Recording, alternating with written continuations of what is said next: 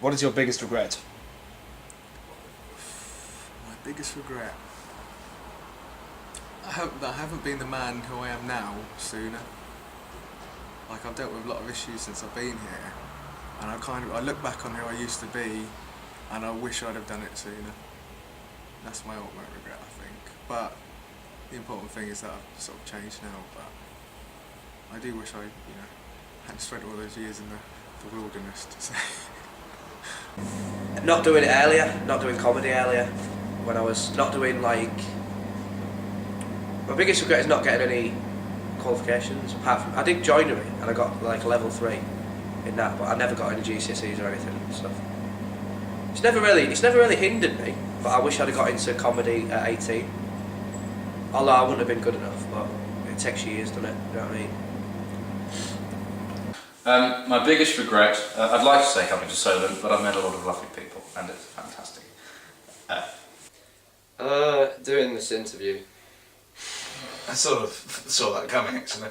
Then I was at this thing by the job centre for mental health. They used to send people who'd been ill for a while to these courses, and I was sent on this mental health one. Second week of it, they started talking about low self-esteem, and they had a check sheet. And we were all given a check sheet, and they said, mark off the symptoms that apply to you.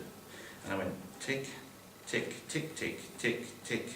Hang on a second, I'm ticking everything here. Tick, tick, tick. I ticked every single box. Every single box was made. It really was like that light bulb above your head. And from then on, I looked at myself differently.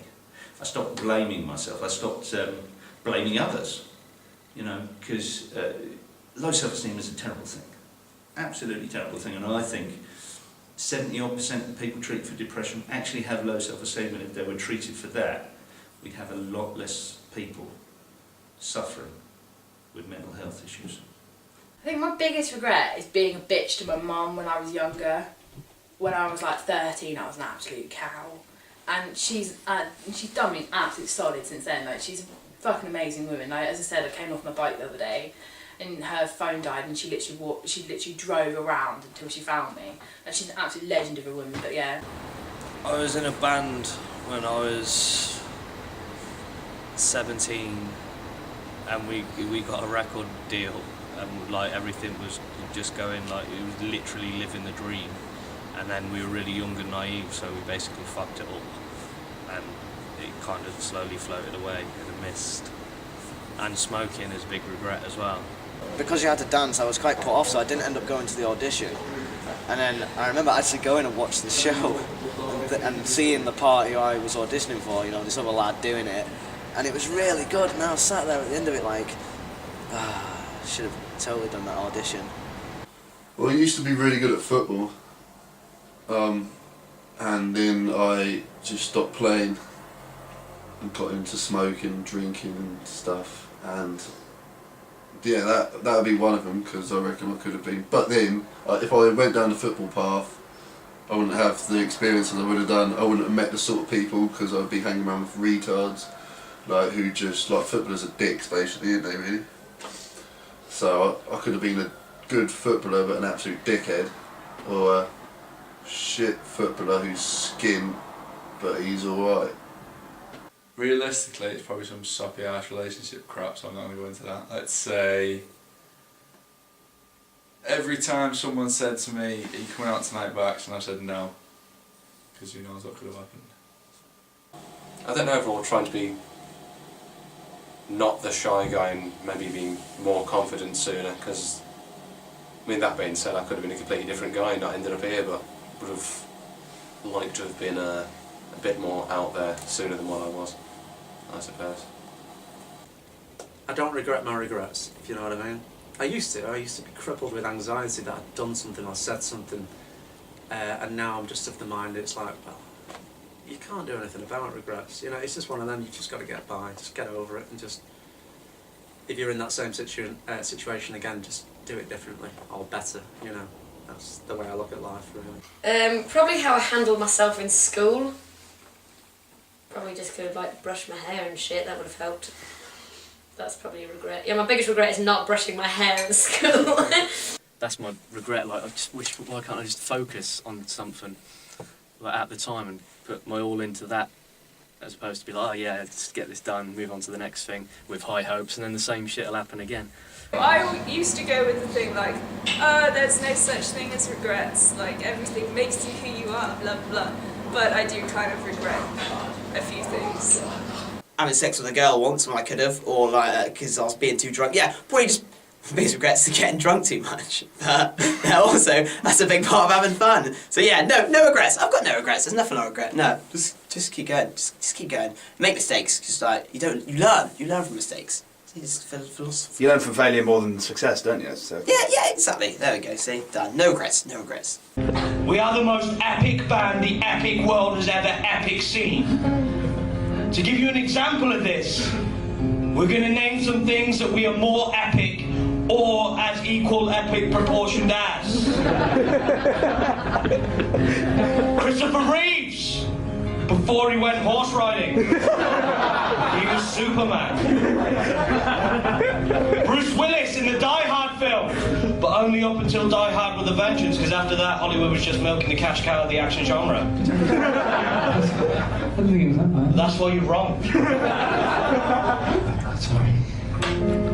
We are Scarface's little friend. We're kind of... No, we're big. We're big in Japan and Germany. We're what Willis was talking about. Okay, I've got two questions here that are sort of the same principle, so I'm just going to ask them both. Who would you most like to have in the front row of your audience, and who do you look forward to performing for most? Front row of an audience, it depends. If you're using all new material, anyone, it doesn't matter. Your mates included, that's fine. If you're using material that your mates have heard before, definitely not your mates, because they'll just sit there like, yeah, I've heard this, and they won't smile or laugh. And they think they're being supportive by being in the front row, but they're not. Because really, you need someone who you can heckle. If they're not laughing, and you've got nothing else to do but attack to get a laugh, just to get some noise in the room, you don't want your mates, because they know you too well. An audience that won't laugh during the awkward pauses, maybe? Someone who laughs at me? I don't know. Someone, like, I want an audience who completely understood my humour, like, down to the T. Like, they understood every joke that I'm making, and they would laugh. That would be my best audience. I think that's what everyone wants, really. Tim Curry, because got this weird obsession with Tim Curry. I really like Tim Curry. I think he's good. With students, it's more of a like, yeah, let's have a really good time, let's get involved, and it's more of a relatable audience as well, I think. To say things and they go, oh, I fucking get that. Whereas if you go to, like, I don't know, a pub in Pennington and say, oh, wanking, and they go, Just want to experience it. If you're up for doing comedy, for experiencing it, then just, you know, please turn up in my front row. I look forward to performing to my friends, just to kind of show them. I think you want to, not brag, but you want to kind of show the fruits of your labour. So, that is a term, isn't it? Yeah. Friends back home, and they've all gone off to uni and whatnot now to see what I've done. Because the longest time was just, that ginger prick, that joker edge, sort of just that guy who didn't seem bothered by anything, but now sort of doing what I really enjoy doing, what I want to do, and in a way it'd be nice for them just to see that I'm doing better than all of them, and that they regret all their life decisions. I'm not into comedy to get on TV or, you know, become famous. I want to just be able to have an audience, entertain them and go home, you know, get a gig, have a good gig and just go home. So just my ideal audience, like, members would just be people that are just up for it. I suppose that depends how good the show's going to be. If it's going to be good, I will take the entire production team of the BBC, just have them come and watch me. If I'm going to be bad, I suppose some of my friends. If you don't have anyone you know in the audience, because you know any feedback you get is going to be absolutely genuine, and people aren't laughing to be polite. Like, if they don't like you, they'll let you know that they don't like you. So I sort of prefer that. Like, it's nice to have friendly faces, obviously, especially when you're doing new stuff. But I think if you want honest feedback, then it's better to just do it in front of strangers. Well, I know with supposed to be making this funny, but I think if the God's honest truth is my grandma, who passed away when I was 6, I always wish that she could see me doing a bit of stand-up, something like that, because I think she would have been very, very proud. Not so much in the front row, but I like my girlfriend to be at my gigs. She's been at pretty much every one, but she normally stays at the back because she sits with me and the other comics who are on, and then I go up, so it's not really front row. I don't tend to look at the front row. I try and connect with different people and then tend to stare into space without realising. Probably say my dad, because he loves comedy. He just appreciates comedy so much. Although at first he didn't appreciate me doing it, but when he saw how funny it was, I just loved to see him laugh. He's got the funniest laugh. He does his thing because he's got glasses. He takes off his... It's such a delayed reaction. He'll fight. Deliver the punchline and he'll go...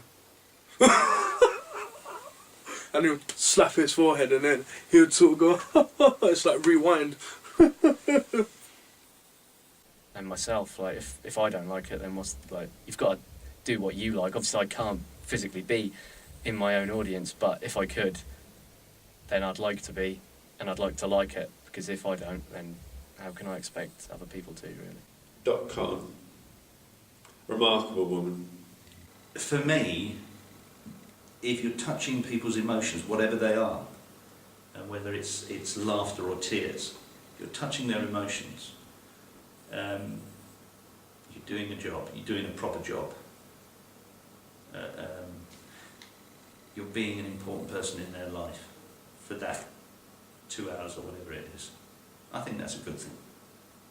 So it is a student audience, but I think that it's easier to connect with them, especially when you're writing your set sort of at this level, because you are a student, so it's sort of a lot of the stuff you're talking about is based on your experiences thus far, so I think it's easier to appeal to a student audience. Like I don't like to think my act appeals to a certain group of people, or I like to think it appeals to sort of as many people as possible. So every time you do it to a new audience, it kind of says, yeah, this is like quite universal. Everyone that was a dick to me in life, they can sit there and even if they don't like my comedy, they'll be forced to watch, because I'll be on the stage and they'll be sitting there, they'll have to watch. If he was alive, Norman Wisdom, and definitely Lee Evans in the front row, because they're obviously people who I love to be like.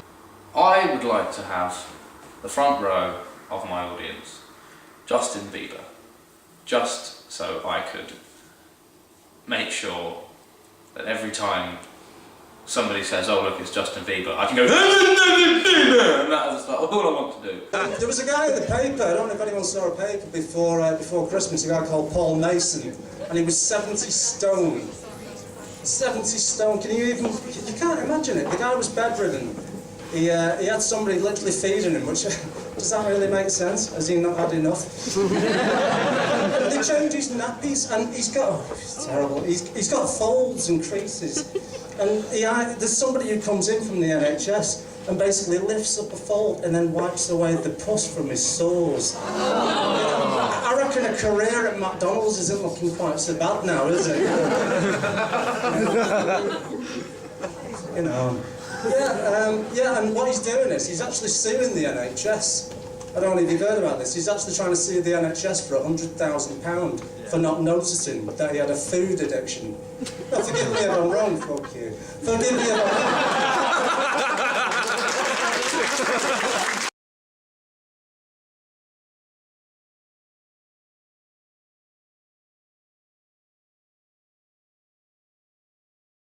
Like drinking soup straight from the can, or crossing the road with no green man. Not recommended. We got all of your